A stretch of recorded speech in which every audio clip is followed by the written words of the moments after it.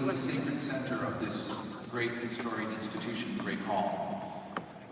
This room, in its architecture and its adornment, is an architectural embodiment of the aspirations that we have had for over 100 years for the students that come through this institution. Senator Moynihan, for 2 very good years among them. And when I bring people to Shepherd Hall, I like to tell them about the Great Hall, but I'm not going to do that today because there's another bit of architecture in this building that I think deserves some attention tonight. 2 floors below us is a space that currently holds the Charles Rangel Center for Workforce Development and Infrastructure. And we're very, very proud of that.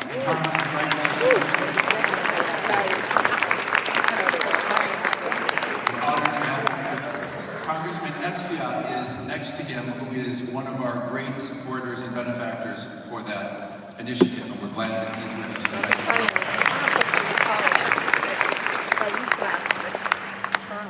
The space that's currently occupied by the Rangel Center, though, in the 1940s and 1950s and 1960s had a different name. We called it the alcoves.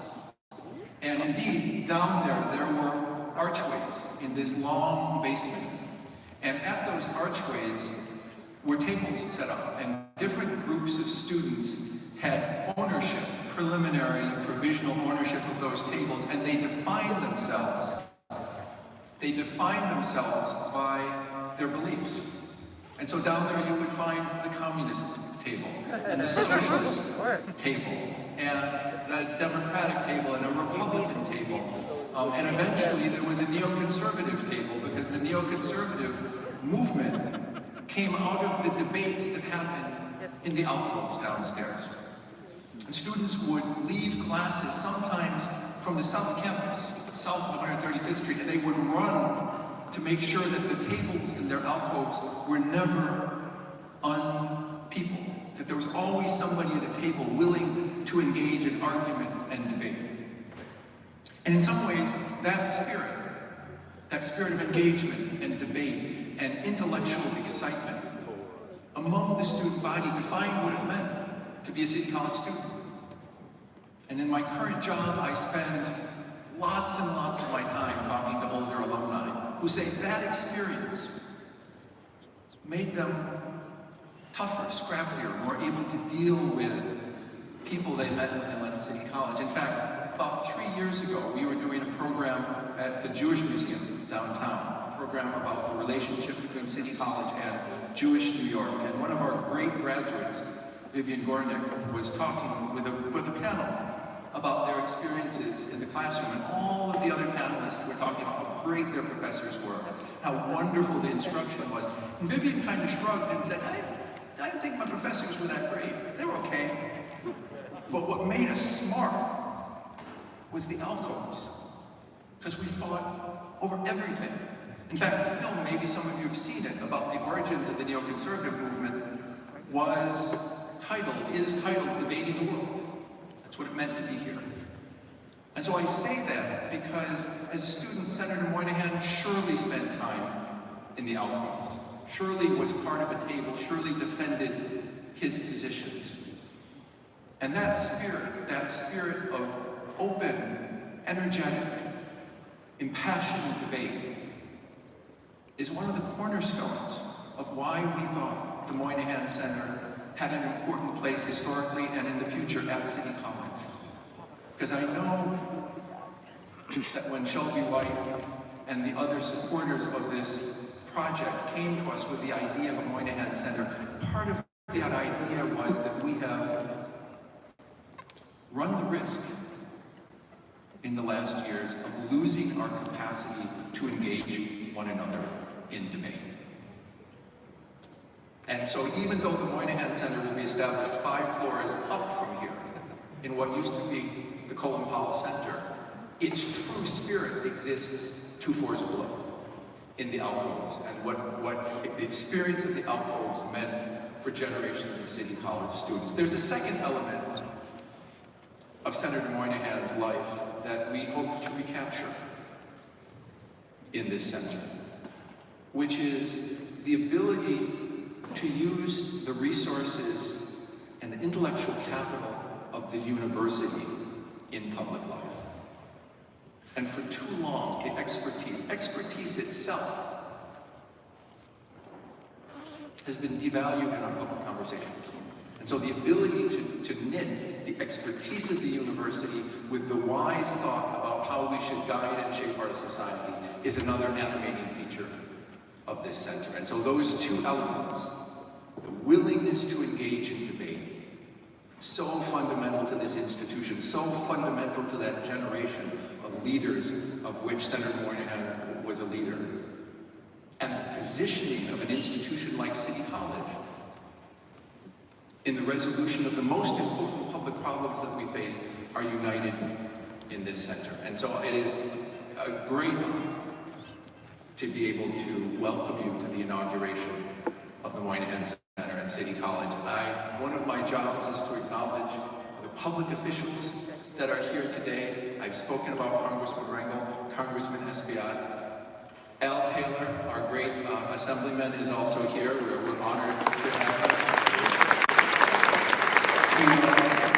Even now, awaiting the arrival of another Moynihan alum. I gather you'll be hearing a lot about the Moynihan alumni over the course of the night, but our governor will be here shortly. Jumaane Williams, our public advocate, is slated to arrive. You can repeat that applause when he comes in the front door. And I want to repeat my great thanks and acknowledgement of Shelby White for her wise philanthropic leadership of this project. And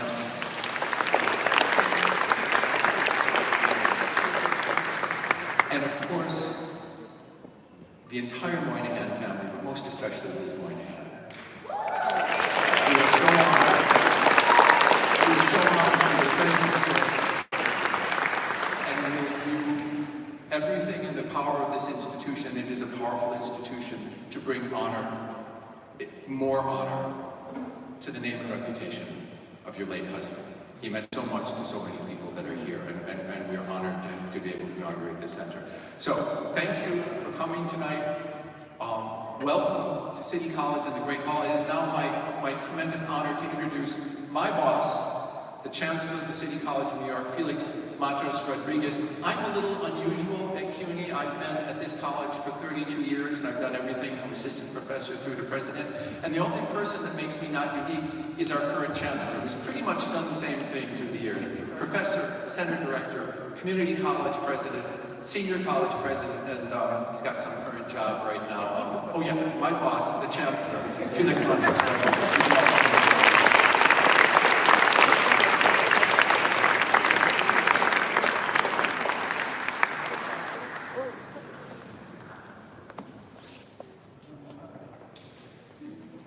Thank you so much, President Woodrow, for that introduction. And why don't we give a big round of applause to this wonderful leader. City College, in the many roles that you've played, and we are so happy to have you guiding City College and advancing projects like this Patrick Moynihan Center, which is very much part of, I know, the vision that you've had since you've been engaged as a political scientist here at the faculty and in your role at the Colin Powell School and now as president. It is great to be back here at City College. I was with President Woodrow here. We were a lot more casually dressed 2 weeks ago, welcoming the incoming class, the freshmen and the students that were coming to the towers, which is the dorm here at City College for the beginning of the semester. And it's great to be back when classes begin with all that energy and all that vibrancy that the beginning of classes brings to the City College and to the entire City University of New York. Vincent, the greetings to all our friends who are our elected officials. In Spanish, there's a phrase that says, "Me uno al saludo protocolar," which I'm going to say, I joined the protocol greetings that he gave to all the elected officials. That way you're sort of covered, but I would be remiss if I didn't acknowledge two great friends, not just of City College, but of the entire City University of New York, Congressman Rangel and my good friend, Congressman Espiat, that I get the chance to introduce in a second. You can give him a second round of applause. They deserve it.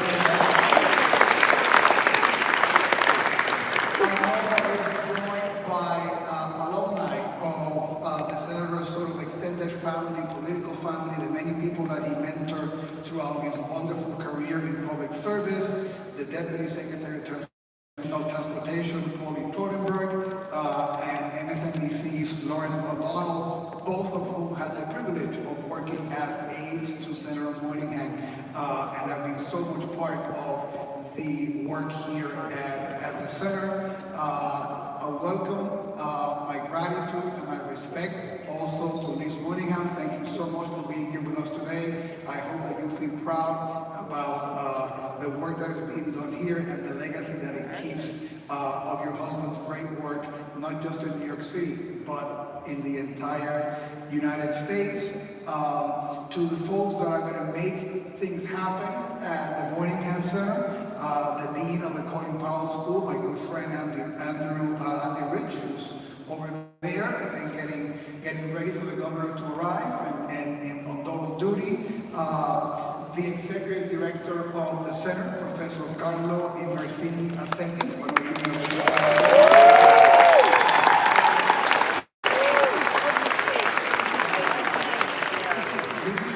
And I know that later in the program we're going to acknowledge the many wonderful philanthropic partners that allow us to be able to give life to the programming in the center. I was told that they want to be acknowledged later, so I don't want to seem disrespectful, but they asked me, let us thank them later, but I'd be remiss if I didn't acknowledge a great friend, not just of this project, of City College, but the entire City University, Shelby White. So thank you, Shelby, for all your support. I am delighted to be here and excited and proud to celebrate the legacy of one of New York's most revered U.S. senators, with a program that goes to the heart of CUNY's own legacy of opening doors of opportunity to people of all backgrounds and advancing the civic good. It is a wonderful moment for the Colin Powell School, for City College, and for our entire university. Senator Moynihan was an exceedingly erudite man who studied here at City College, at the London School of Economics, and earned his doctorate in history at Tufts University. I'm a historian myself, so I've always been a fan of the senator as we share that common bond of being historians. And as President Boudreaux mentioned, he began earning his chops here at City College, and as we have learned from his wife Liz, he always considered himself a City College man. So the creation of this center reunites him with his original alma mater, and we couldn't be more proud to claim him as one of our own. I also want to congratulate and welcome the 8 inaugural Moynihan Public Scholars, Leaders in Residence, and postdoctoral fellows. You are all an impressive and distinguished group with a wide diversity of backgrounds, experiences, and perspectives. I also want to congratulate the 28 members of the inaugural cohort of the Undergraduate Public Service Fellows. I'm excited about this new community within a community that you will all create together and you will all bring to the Powell School and to our university. All of our fellows and the Moynihan Center itself represent an important but often overlooked value of higher education. And it goes to one of the points that President Boudreaux was making earlier. Even as we fulfill our primary responsibility to provide students with opportunities for academic achievement and career success, we often talk about that great social mobility that the City University and City College uniquely and with distinction have been performing for generations in New York and in our country. It is also our job in the university to turn out graduates who are well-informed, socially aware, and actively engaged in the world, as President Boudreaux said.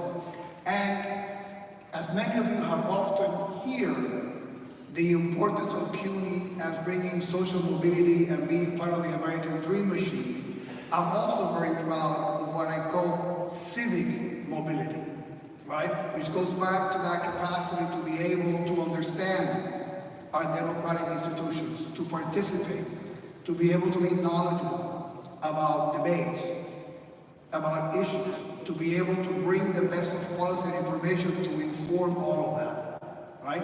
And when you think about that half of our students were not born in the US, a large number of them are second generation in this country, that civic mobility role is an indispensable role that we embrace at the City University of New York, and I could not think of a center that embodies that better at this new Moynihan Center. So kudos to the entire team here at City College for putting it together and helping us to advance that. I also think that especially in these times when our society is so polarized, we need to be purposeful about the efforts that we make and the strategies that we employ to equip our students with the knowledge, the skills, and the experiences they need to impact the lives of others. And we need to promote understanding of public affairs more broadly in our city and our nation. The Moynihan Center is a perfect blend of CUNY's educational and public service missions, and it couldn't come at a better, more auspicious time in our history. I want to thank everyone who's made this possible and everyone who will be part of making it possible in the future. I look forward to celebrating the fruits of your efforts for many, many years to come. So congratulations and thank you for having me here.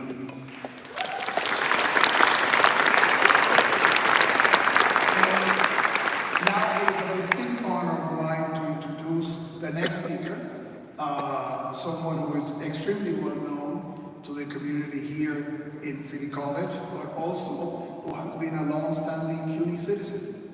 He earned his political science degree as an undergraduate as part of CUNY. It was not at City College, I'm not going to mention the college, I'm not going to get into any issues, right? He went to Queens College, right? People have to go to other schools, we need to be able to embrace that. But Congressman Espadilla has been making history as he makes policy, as he does the right thing for the communities represented, for New York City and for New York State. We all know of his incredible career as a New York State Assembly member, as a New York State Senator, right? And making history as the first Dominican American elected to Congress and the first undocumented individual, right, who also became a member of Congress. Someone who's always fighting for City College, always fighting for the students in CUNY, a great friend of the university, a wonderful New Yorker, and we're so proud to have in Congress our great friend, Congressman.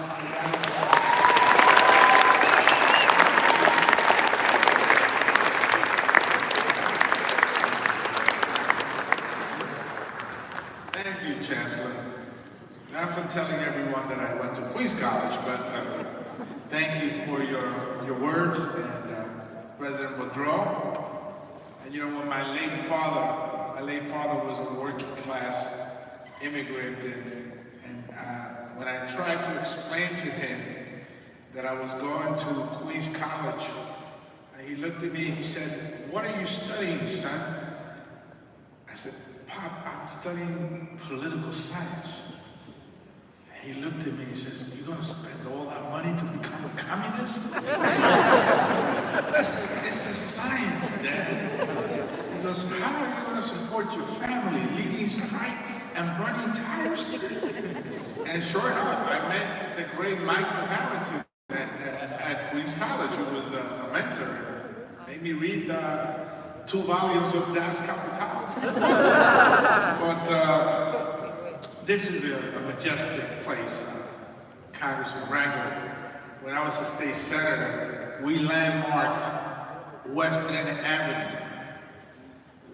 You New Yorkers on the crowds probably know West End Avenue. And I went to testify for the landmarking of that avenue from beginning to end. And they asked me, "Why do you want to landmark this street?" He says, into a cathedral. And it actually did. It felt like you were looking for the altar somewhere down the line. But this is heaven here. This is a majestic place. This feels like walking into heaven. I remember one time I came and I sat right there next to Charlie Rangel, who was an upstart assembly member, and I came to ask him for support. And the great Charlie Rangel looked at me, Governor, and said, young man, I will be with you for as long as I can. And then I sat next to him and I told him I never thought that I would, at this early stage, I would be sitting to the right of the Father, right here in heaven. But the great congressman is still part of this college with the Randall Center, and now we have the Moynihan Center. Two important, I would say, incubators of thought and action. It's important for this neighborhood and for the city to have both of them. I think there is a great need for public debate and public policy. I think we've forgotten to take the deep dives that are necessary, Secretary, to develop good public policy, which is like the backbone of smart projects. And so when you think about, Secretary, the 2nd Avenue subway, right? A $7 billion project for 3 subway stops on the east side of Harlem. A transportation desert that's gonna move over 150,000 people every day and will unclog the busiest, most overcrowded subway line, the Lexington Avenue line, perhaps in the world. That requires public policy. That requires a deep dive into transportation and neighborhoods, the DNA of neighborhoods in New York City, to understand why this project, Governor, and we're thankful for your help on it, is so important. And when you talk about the Kingsbridge Armory, and the governor just gave $100 million for the Kingsbridge Armory, the biggest armory in the country, right in the middle of the Bronx, right in the zip codes when the COVID-19 pandemic hit the hardest. And perhaps a national project, an international project, because if we could plant the flag in the Bronx and say, after the pandemic, this is what we're doing here, we're back, it will send an international message to the rest of the world. But that also requires thought and public policy. And so these two centers are joined at the hip. They're twins.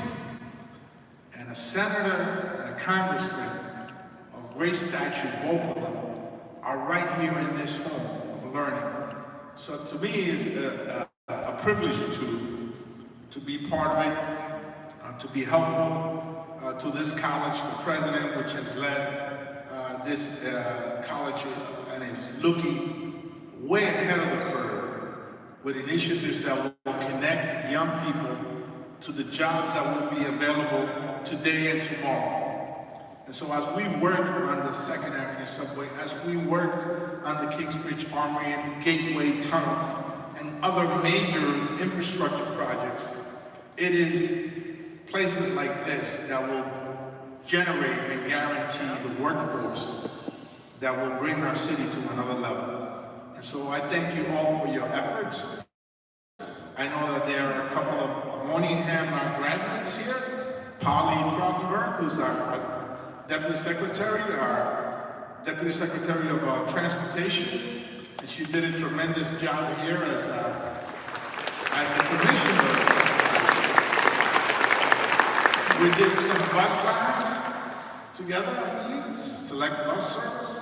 Got clobbered for it by the little small business owner, but I won my re-election anyway. And of course, great journalist, Lawrence O'Donnell. The last word, always has the last word. And thank you both for being here. When I take Amtrak to Washington, I go to the Moynihan station and I see the grandeur and think about him. I never got to serve with the senator.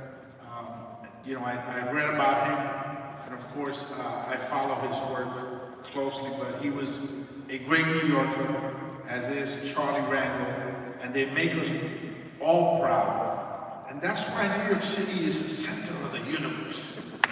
It will continue to be the center of the universe.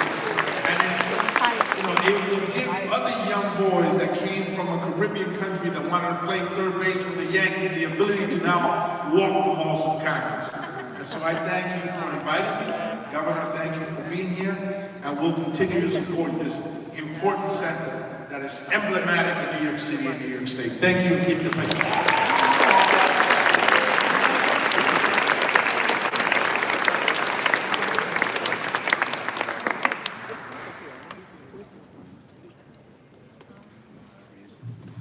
Hi, everyone.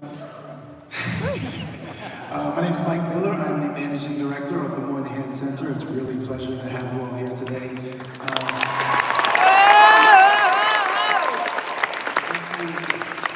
I've got quite an easy job tonight. I just got to bring the stars up on stage, and I get to do that right now. I'm delighted to introduce to you another person who really needs no introduction, someone who's done a great deal for this state, for this city, and happens to have been a former collaborator of Senator Moynihan's.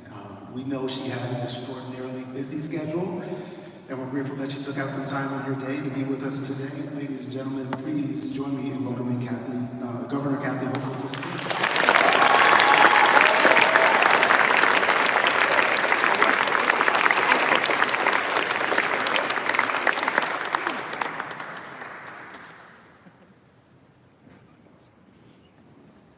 Thank you, Michael. I've concluded that preparing a speech about Senator Daniel Patrick Moynihan is far less stressful than preparing a speech for him. As a former person who wrote speeches, I see something like that. Oh, I've got a lot of stories. But this is an honor for me. An honor to be in a place as hallowed and as majestic as this. A place that has truly earned the mantle of the Moynihan Center. As I think about the students in this room, I ask myself, and you should be asking yourselves, who is the next Daniel Patrick Moynihan among you? Who will be that leader that transforms a nation in turmoil? Who will be that leader that is a giant among giants? Who is that leader who understands truly the nature of statesmanship?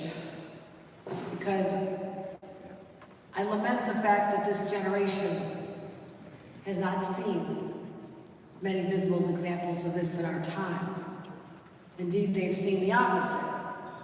They've seen assault on our democracy, something that would have shocked those who served at a time when I was so blessed to be a staffer back in the 1980s. We didn't know it then. And I preceded Lawrence O'Donnell by just about a year. And you could blame my baby that was born that year because I couldn't keep the long hours while taking care of an infant that were required to be successful. But there are so many people like myself influenced, inspired by this man, literally generations. There's 3 parts of the Moynihan story, and when he gathered to talk about him, an annual event for his birthday, you get to understand how since the 1970s, this is an individual who, teaming up with his brilliant wife Liz, the strategist, and some say the brains behind him, and all the construction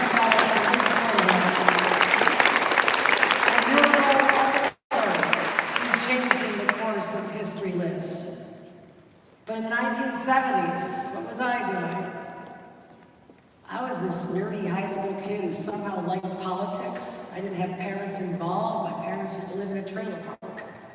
We didn't know much about politics. But I had a teacher, an 8th grade social studies teacher, who taught me about government. And we took a field trip and went down there to see our nation's capital. And my dream at age 13 was someday, if I work hard enough, I might be able to be a staffer for a senator someday. That was my entire life's dream. And when Senator Moynihan hired me at the age of 28 as an attorney on his staff, I was done, folks. I had achieved all my dreams. Now, the moral of this story is, dream a little bigger. Push yourselves. But that was the start. It was the start of me learning at the hands of the master. Someone who'd already established himself. An advisor to presidents, an ambassador known around the world, an academic, a genius, a prolific writer of books that really shook the conscience of America and challenged us to be better. When I came to meet him as a staffer, he was already that legend. And I was so humbled that a kid from Buffalo, New York would be able to work with him. But I wasn't the first Buffalo kid he found.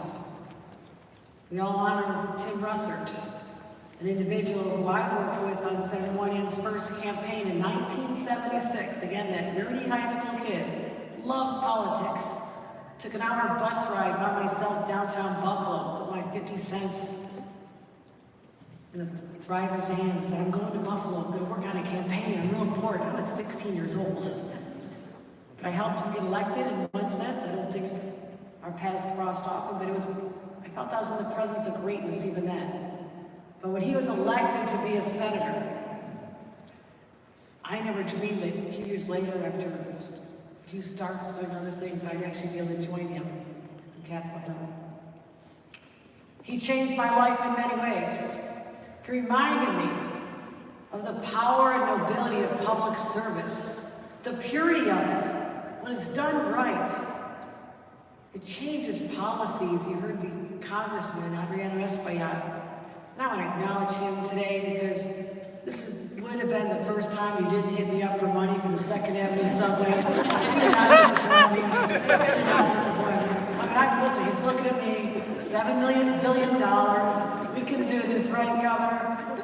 Always a great champion. I thank him. I thank other people who've inspired me. Kelly Rangel. When I was elected to Congress in a race I was not supposed to win, everybody said she can't win in upstate New York, it's all Republican up there. I was from there. I knew how they thought. I knew what was important to them. When I was elected in that unexpected election, I came and Charlie Rangel was the dean. And when he embraced me and told me I'm now part of the family, I just realized I had just been a staffer for Senator Moynihan, and now I'm a member of Congress. I felt the weight of Senator Moynihan on my shoulders because I could not disappoint him, even after he passed. I knew I must carry on like a true disciple of Senator Moynihan, as many of his staffers were and became. So that's what I feel, the weight of responsibility on my shoulders, to live like he did, to challenge the status quo and say, this is not good enough, this is the greatest country in the world, why aren't we doing better? Why can't we be changing the outcomes in our cities after all these years of pointing out the challenges back decades and decades ago? Are we getting any better? Are we pushing ourselves? Are we becoming that great nation we always had potential to be? You know the questions. Many are still unanswered. But I do know one thing he taught me that I carry today as well.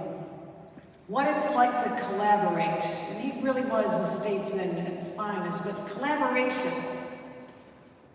What does that look like? Well, when I was working in 1986, we had an immigration problem. People coming across the border. Didn't know where they should go. They were not legal. They couldn't work. Sound familiar? Sure does. Senator Moynihan designated me to work with other Democrats, that's not hard, but to work with Republicans, Republican staffers, House, Senate, Democrat, Republican. Can you imagine this scenario? And the staffers worked long hours. We ate lots of pizza, day after day, into dawn. We were working so hard because in the next room, The senators and the congressmen are counting on us to come up with recommendations and to work with them. And because of their relationships and their friendships and their respect for others, it was easy for us to do the same. We got it done. That's the last major immigration reform that this country has seen. We can do better. We can be like that once again. We can solve the most seemingly intractable problems because we've had people who've gone before us and done the same. We carry on the weight of their stories and their history. And history will look at us in our time and judge us. Do we measure up to people like Senator Moynihan and those who came before? Or do we fall short? Too timid to try, too timid to challenge, too timid to push ourselves. I will choose not to be among those timid souls. Senator Moynihan would be disappointed if I were. But he has had a remarkable life, starting with nothing. When you met him later, you just assumed he came from great wealth and prestige and prominence, because look how he behaved. He used to shine shoes in Hell's Kitchen, to lug around bags of potatoes.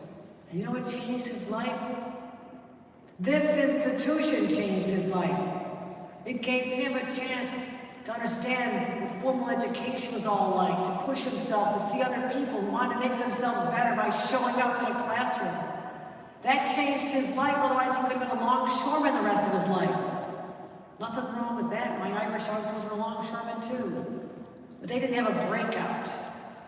They didn't have the same DNA, perhaps, that sense of adventure, that willingness to take a chance. So that's what I want to leave you with. Look at the alumni. Look at people like Lawrence O'Donnell, who the nation listens to every single night. At least the smart ones do. To find out insights, a different way of looking at things. He learned. Polly Trottenberg, she's making a profound difference in our nation's capital. Sorry to lose Polly, but look what she's doing, working with President Biden, bringing billions of dollars of infrastructure money like Senator Moynihan used to do, and bringing it out to communities that have been starved for so long, and have basic services provided, and so many others. To leadership of this organization, to Felix Montes Rodriguez, our Chancellor, to Mike Miller, to our Dean, I thank all of you, but I'm just going to stand here and make a prediction that there are students sitting in this audience that perhaps 10, 20, 30, 40 years from now will be spoken about with the same reverence that we're talking about Daniel Patrick Moynihan. Because when they get this foundation, this education, the inspiration of this name on the walls, there will be no stopping them. And I have confidence that our future is going to be just fine. We're going to make it. Our country has been tested. I'm not just talking way back to the Civil War. We've been divided before. But to those who say, it's never been as bad as this, we're never going to recover, young people, don't be like that. Have a sense of optimism in your heart and soul. We're counting on you to have that belief. When I was a young kid, we had 1968. Look it up. It was a really rough year. Dr. King was assassinated. I, as a kid, had written book reports about him. I knew who he was. Bobby Kennedy assassinated. Riots at the Democratic Convention. Went to see Washington with my family over Easter break. Washington was on fire. A president resigns in disgrace. Watergate. Kids are killed on a college campus for protesting the war. Kent State. Those are the images that are seared in my mind, as well as our country being divided with the Vietnam War, and I had uncles serving there. If anyone was going to be depressed about the future, it would have been someone who lived those scary years. But never bet against America. We always come back. And it's not just because of the institutions, it's because of the people who fill the seats in those institutions. People like Senator Daniel Patrick Moynihan. Don't forget the power of one individual to affect global change. Change in our country, change in our culture, change in society, and ultimately, hopefully, change in our hearts as we become the country that we always had potential to be. Thank you, my friends. Thank you for the privilege of being able to honor someone who has touched my life. And I'll always be grateful for the experience of having worked with Senator Daniel Patrick Moynihan. Thank you.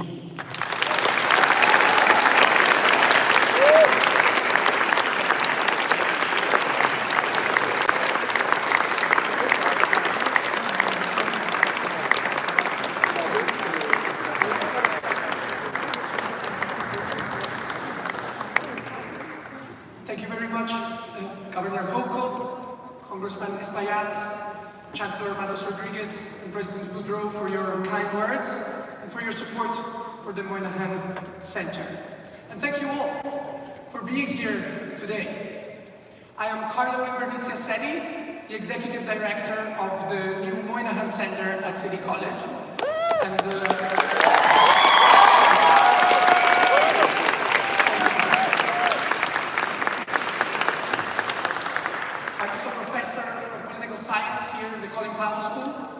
And it is an honor for me to be here today and to see the inauguration of a project that has been almost 3 years in the making.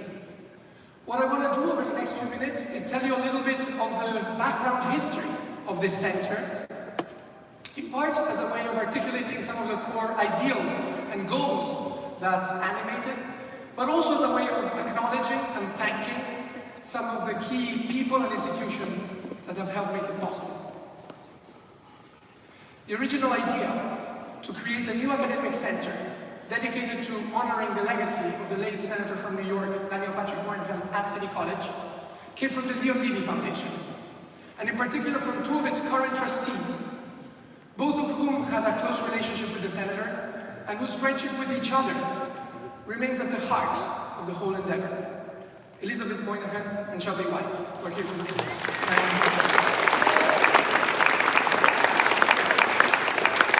During the early conversations I had with Liz and Shelby, but also with other members of the Leon Levy Foundation, amongst whom I want to acknowledge in particular Meredith Ross and Robert Goldrich, Liz Moynihan insisted in particular on two things.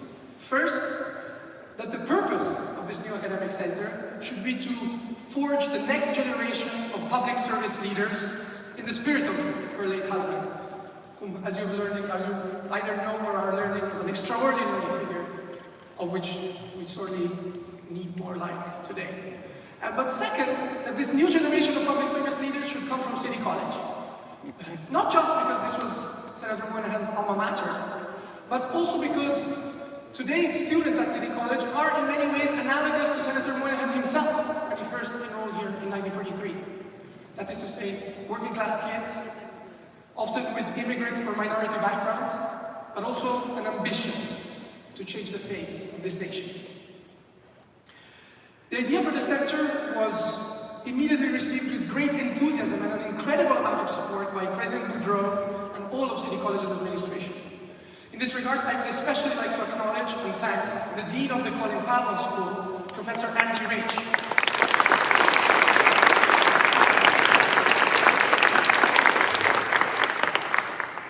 for being an invaluable partner with me in shepherding this initiative from the start, and also Professor Dan DeSalle for all the help and support he gave us, and all the other faculty members and members of the administration who have made this possible.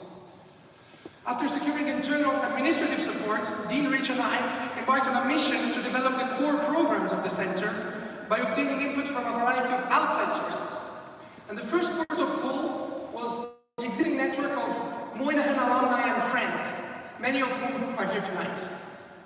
This puts us in touch with an extraordinary network of people, distinguished not only for their own personal achievements, but for their impressive loyalty and gratitude towards the center, towards Senator Moynihan, which was reflected in their support and enthusiasm for the center. I cannot possibly mention all of those tonight, but I cannot refrain from mentioning three in particular. Mark Patterson, Ross Frommer, and played a critical role in making this possible until the very end. Another important aspect in making all of this possible is, of course, the financial support. In this regard, we have the Leon Levy Foundation. I would also like to thank the other supporters of the Moynihan Center, which include Bloomberg Philanthropies, the Revson Foundation, the Teagle Foundation, and the Achilles and Bodman Foundation. Within and along these institutions, there are also many individuals who helped to co-create the center with their vision, input, and creative energy. In this regard, I would particularly like to thank Tamara Twiel, Steve Mann, Garo Lamarche, and Julie Sandler, as well as Leslie Linkowski and Deborah Knopman. The result of all this joint planning and organization and hard work is a new academic center whose core mission will revolve around two complementary fellowship programs. The Moynihan Public Scholars, which is a program for early to mid-career professionals and academics who will spend a period of 1 year here at City College cultivating bold and heterodox ideas in the spirit of the Senator, mentoring our students and animating our public debates. The other fellowship program, the Moynihan Undergraduate Fellows, is for some of the best and brightest minds here on the campus with an ambition for public service and intellectual leadership. Our hope is that the Moynihans of the future will be forged out of the interaction between these two groups of fellows, as well as the broader ecosystem of leadership development and public discussion that they will help to forge on campus. I end by telling everyone here something I already told all of these fellows separately. That the Moynihan Center at City College aims to be an open platform, integrated within the broader communities of the college, the university, the neighborhood, and the city at large.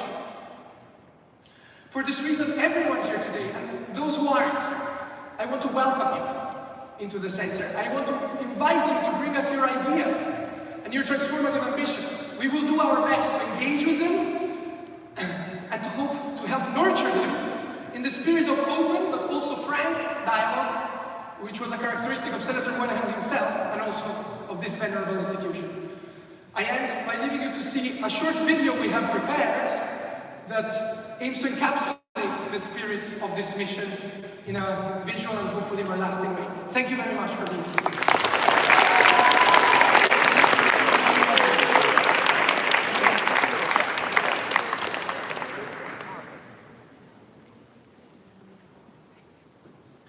When people talk to me about you, I always refer them to the Almanac of American Politics, which says he's the nation's best thinker among politicians since Lincoln, and the best politician among thinkers since Jefferson. How's that sound? That sounds overstated.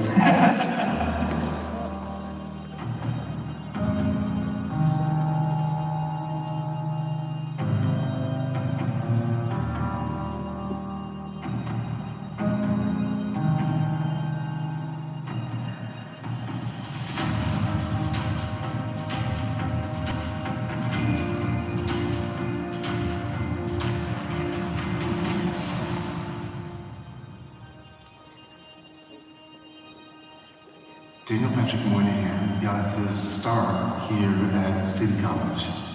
He grew up in Hell's Kitchen, working class family, and was working on the docks, and on a whim, because his friend was going to take the exam at City College, decided to go up to Harlem, and according to lore, took the exam with a longshoreman's hook in his back pocket. And that launched a really remarkable career. One word that's attached to it is flamboyant. The flamboyant. You predicted the collapse of the Soviet Union long before you did it. They say he's written more books than most of his Senate colleagues have read. Throughout his career, he's been remarkably farsighted. What we're trying to do today here at the Moynihan Center is to build and create the Moynihans of the future, the next generation of public service leaders. When I found out I was accepted, I was so surprised. I was like, wow, okay. When I saw the email, I was really excited because it was really selective. Surprisingly, I'm sitting here today and I'm so happy. I couldn't even tell you. Oh my gosh. Like, the pressure just went off my shoulders. I think because it's so in tune with the career that I want to have, I think it's perfect.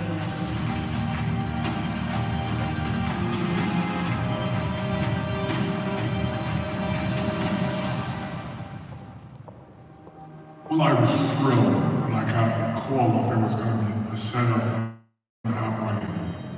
I think that the students here will be exposed, particularly to Pat's writings, to Pat's history, but the relevant part of it is, how do you mix intellectual vigor with street politics? That's what Pat was able to do that almost no one else was able to do.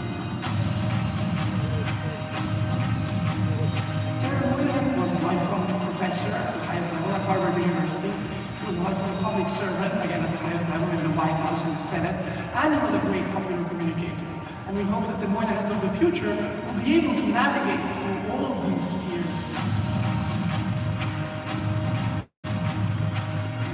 He was always faithful to the facts, even the uncomfortable ones. The liberal programs that he supported didn't produce the result he was hoping for. It didn't mean failure, it meant, what do we have to do to adjust it? Pat Moynihan worked for 4 presidents in a span of 15 years, 2 of them Democrats, 2 of them Republicans. They served them all according to his principles, really a demonstration that we don't have to be living in partisan bunkers.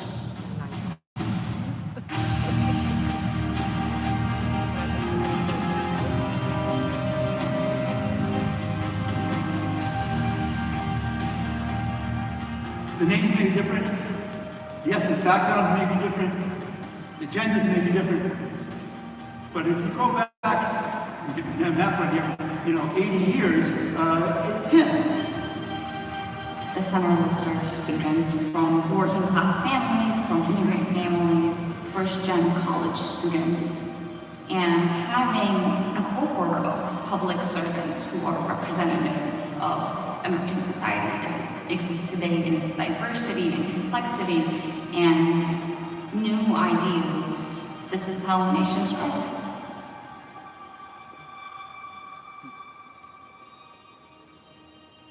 Senator Moynihan really used this undergraduate opportunity to go on a whole new career trajectory and essentially change the course of history.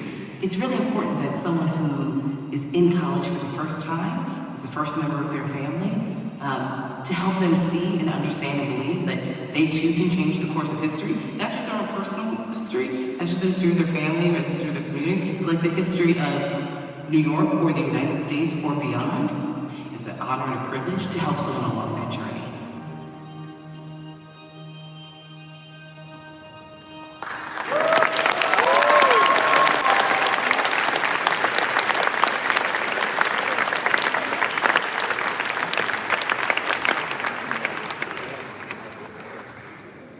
That's pretty hard to tell.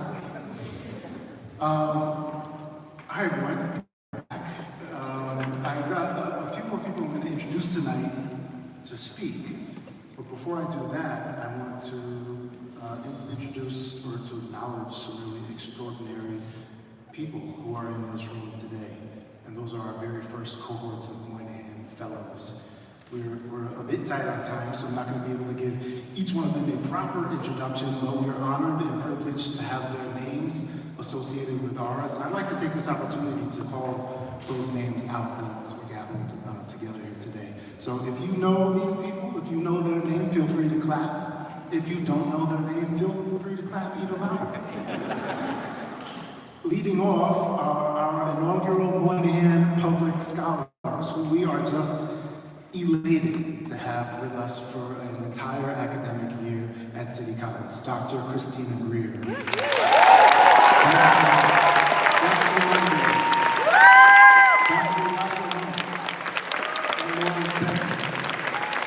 Also with us this year are the Moynihan Leaders in Residence, including Dr. Saeed Bojwani, and Klaus Bellman, who will join us in October. The Moynihan Postdoctoral Fellows, Dr. Charles Nathan and Dr. Adrian Williams, will be with us for 2 years in fact. And this is the great fun. And last, but far from least, I'm just beyond proud to welcome the inaugural cohort of Moynihan Undergraduate Fellows, our public service, and they are Aya Abdallah. Living Arms, Zara Aziz, Pamela Bernard Gonzalez, Aya Abdallah, Tensi Galdi, Lisbeth Diaz, Brianna Domain, Rosario Escobar, Dr. Esther Alvarez, Renee Henry Cornell, Allison Post, Kwame Adler, Kate Lee, Paris Lovett, Adina Miller, Felicia Martini, Devin Merritt, Sage Marchand, Abdul Bailey, Laura Zahir, Yolanda Patterson, Anna Cotton, Daniel Ritchie, Alika Sultana, Gianna Elena, and Melissa Vicente.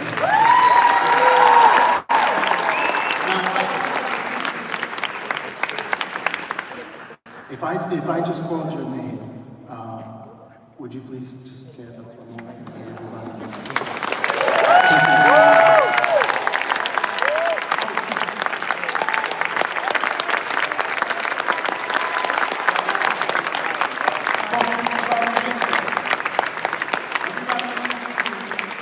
Everybody in this room understands the critical value of public service and the public-facing scholarship.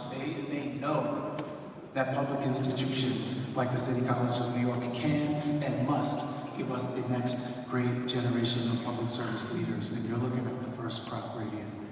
These are the very first Moynihan Fellows that there will be, and there will be many more.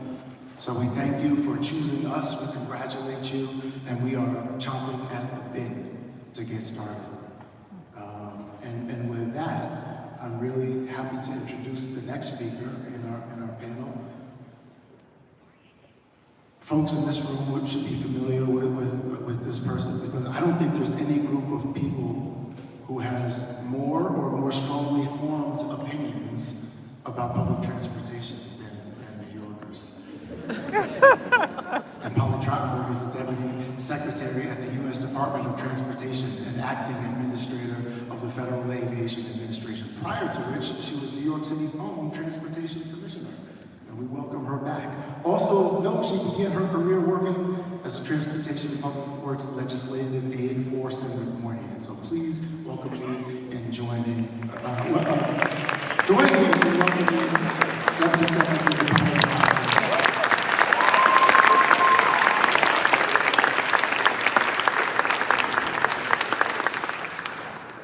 Thank you. Wow, I get to stand in this majestic stage following Governor Hochul, Congressman Espaillat, and then I'll be followed by Lawrence O'Donnell, so no pressure on me. But it is wonderful to be here with such a distinguished group, including Liz Moynihan, the officials here at City College, and so many distinguished Moynihan alumni, and of course Congressman Randall. I am just honored to allow the opportunity to share my own recollections of Senator Jen Patrick Moynihan. So back in the olden days, in the 1990s, as you heard from the governor, I too had a dream to come work for a member of Congress, and somehow I was miraculously able to sweet talk my way into becoming, as you heard, the Transportation and Public Works Legislative Aide for Senator Moynihan. Here's how I did it. I pitched him on the idea that I was going to help him turn what was then called the Old Farley Post Office into a train station worthy of a great city.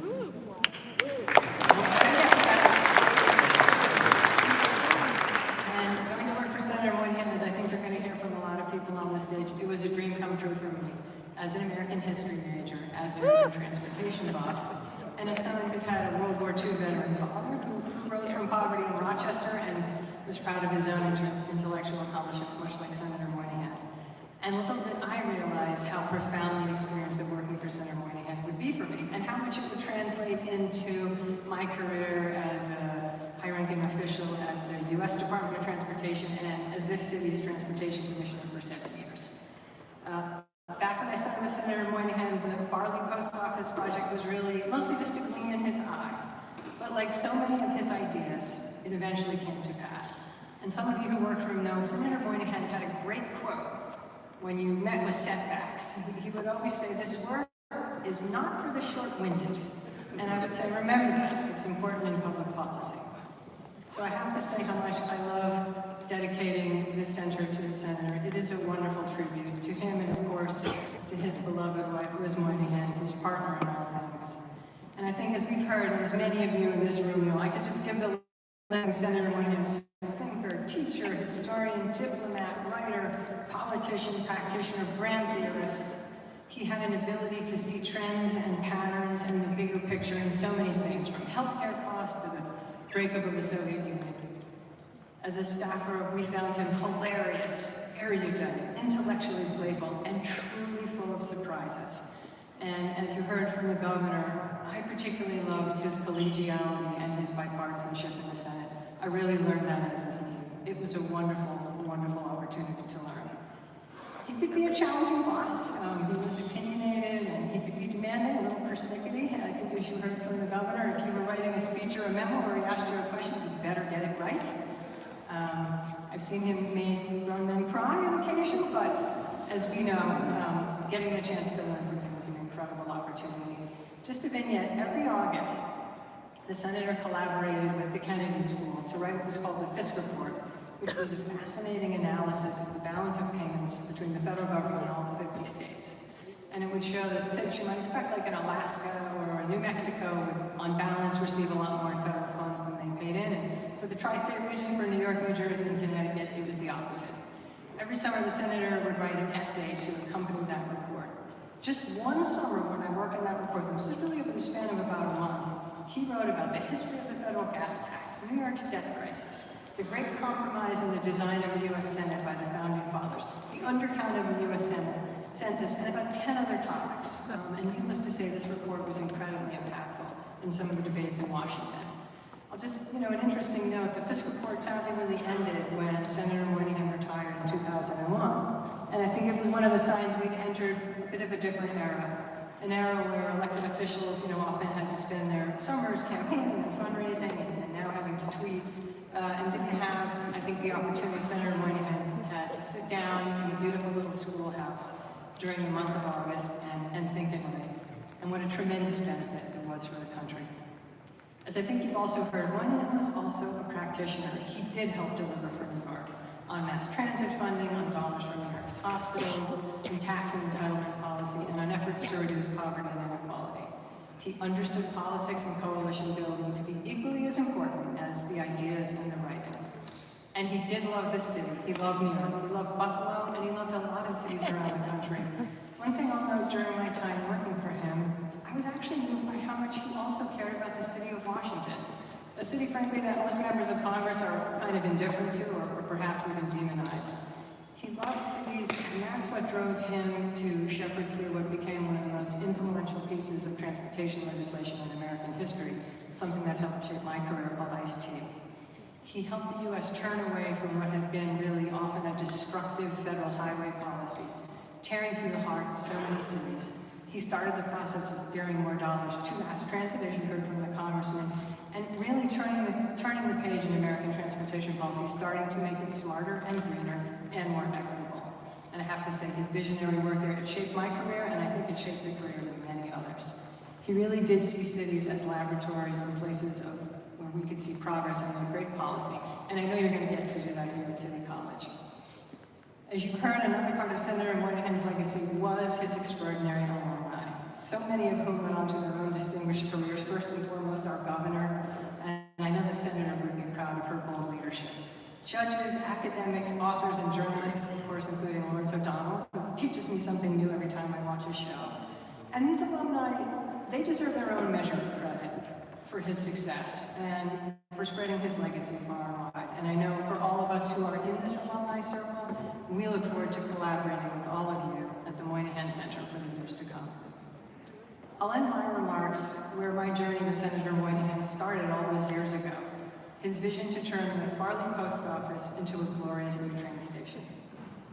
The first time I walked through the beautiful Moynihan Train Hall on New Year's Day of 2021, it really did bring tears to my eyes. It was not a project for the short-winded, and few truly profound and transformational things are. So for all the students and the fellows and the scholars, I hope every time you see his name on the center of the wall here, or you stand under the beautiful skylit train hall there, I hope Senator Moynihan will inspire you. And I know he's looking down and he's going to be excited to see the incredible work that all of you are going to do. So thank you so much.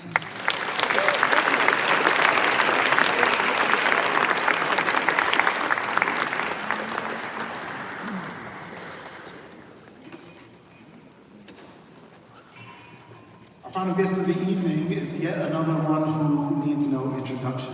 For many in this room, his is the voice you hear before you shut out the lights for the night. Or if you're like my father, the lights have already been shut out, but the TV is on. He is the host of the aptly named Last Word with Lawrence O'Donnell, and like a few of our former guests, he got to start working for Daniel Patrick Moynihan as Director of Communications in the Senator's 1988 re-election campaign, then as Senior Advisor, then as Chief of Staff to the Senate Committee on the Environment and Public Works, and finally Chief of Staff of the Senate Finance Committee. By my count, that's 4 tours, and we thank him for his service. Ladies and gentlemen, please join me one last time welcoming Lawrence O'Donnell.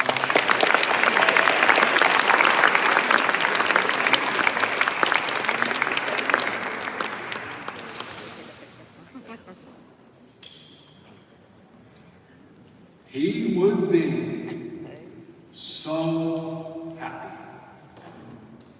He would be so happy that Polly Trottenberg used the word hilarious to describe it. Because that is the way we of the Moynihan alumni saw him. It is not a common public image of his.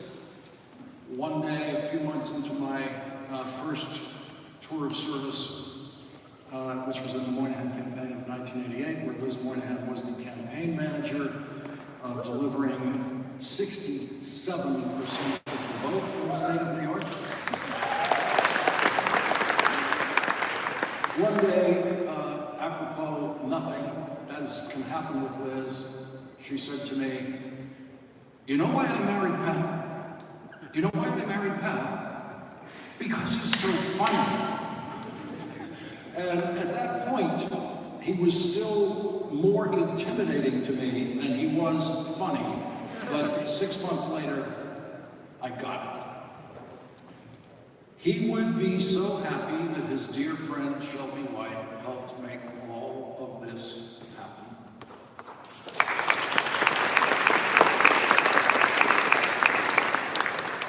He would be so happy that his dear friend, the Dean, is here tonight. As you heard the governor say, Congressman Charlie Rangel was the Dean of the New York Congressional Delegation, meaning he was the senior member, which made him senior in that sense to the senior Senator, Daniel Patrick Moynihan.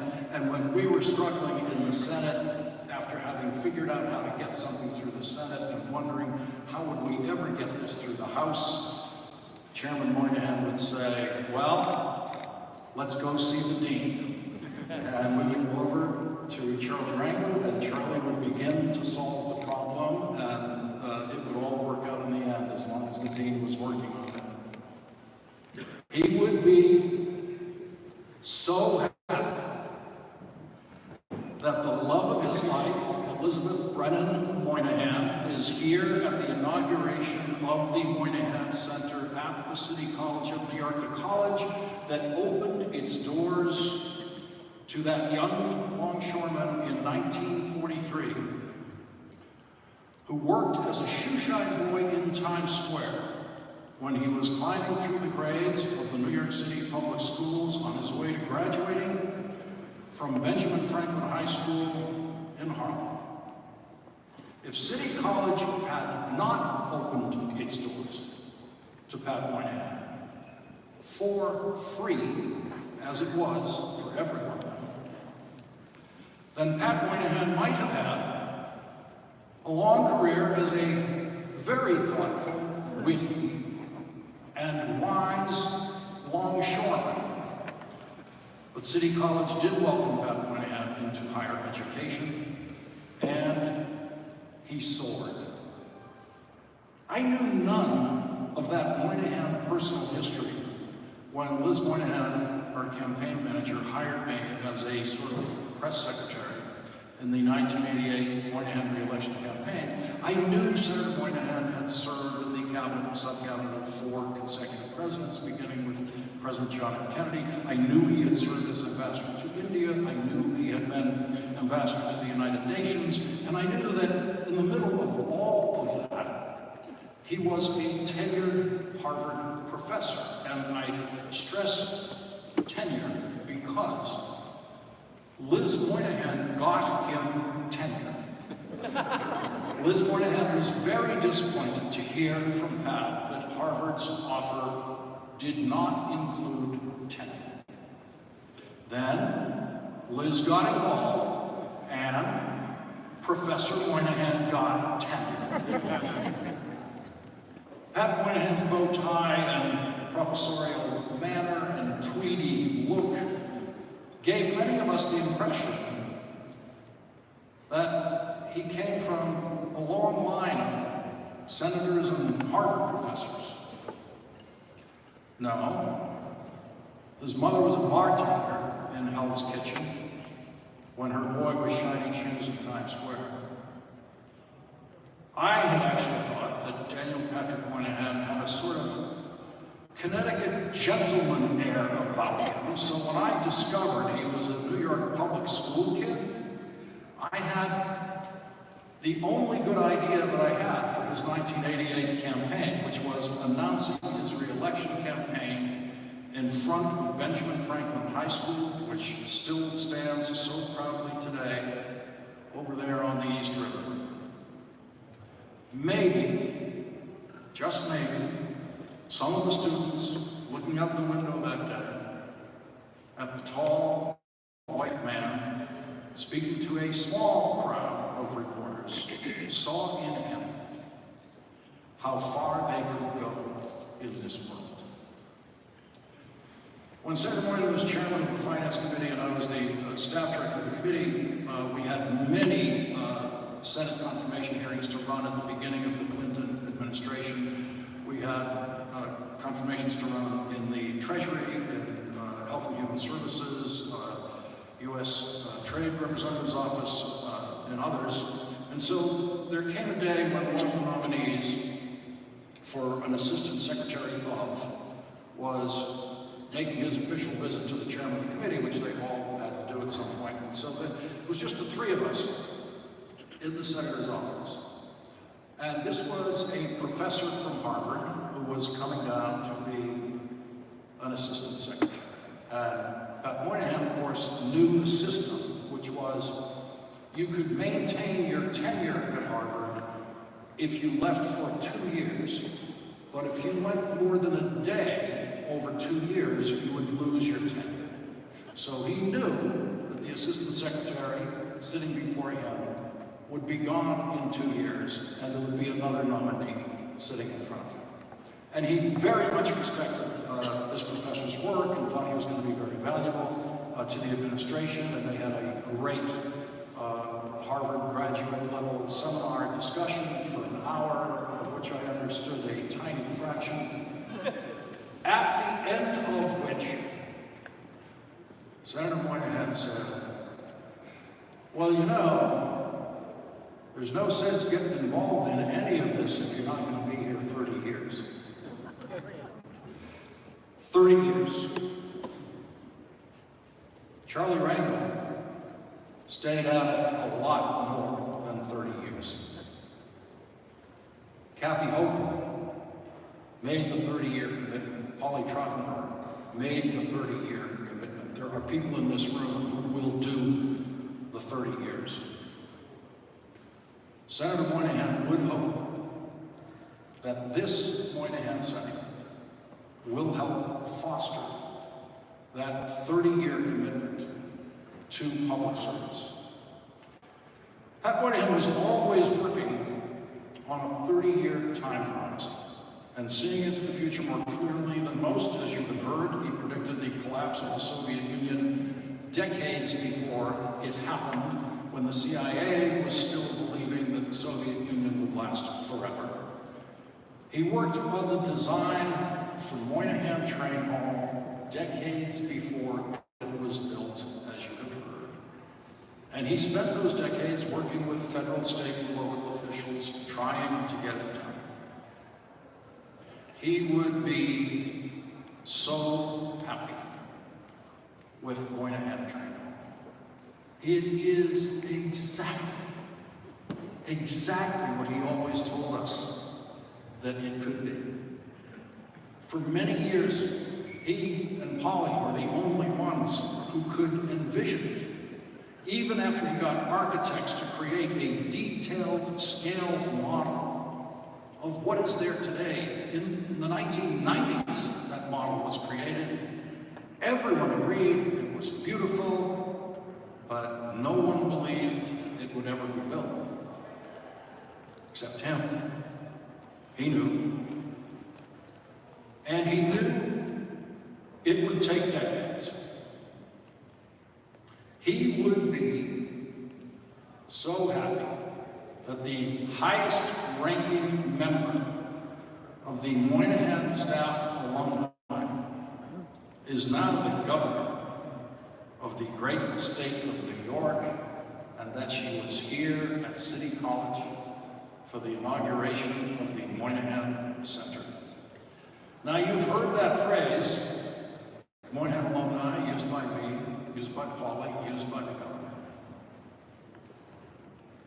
He would be so happy that 20 years from now, 30 years from now, 50 years from now, the phrase Moynihan alumni will mean you and everyone who comes after you through this center. You know, whenever I look up and see the words Moynihan Train Hall on those magnificent walls, I see more than what is written there. I see Liz and Pat Moynihan Train, because there would be nothing named for Pat were it not for Liz. Liz was not just his campaign manager.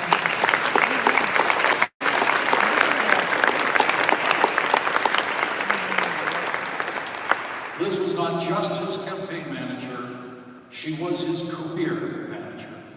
Liz Moynihan did not just get him tenure at Harvard. There would be no Ambassador Moynihan, there would be no Senator Moynihan without Liz Moynihan guiding the way. Whenever you see those words, Moynihan Center, I hope you see the words Liz and Pat.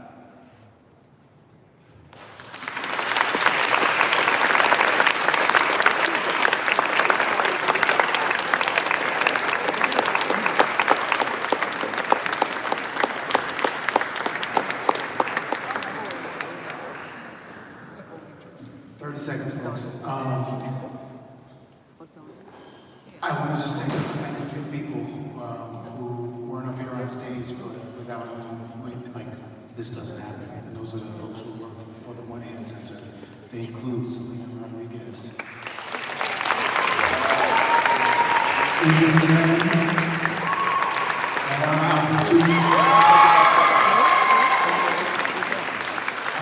my partner, technically my boss, and my friend, Carlo Dean Rich, everybody at the Power School, President Boudreaux, you know, maybe it's trite to say that it takes a village to raise a child, but I feel that we're very fortunate to be a part of this village, and I know that it now extends to many of the folks in this room, and watch us grow. Thank you. Please eat, drink, be merry. I would like all of the Moynihan fellows to come up on stage and to get a picture before we adjourn, but everybody else should feel encouraged to go get a drink.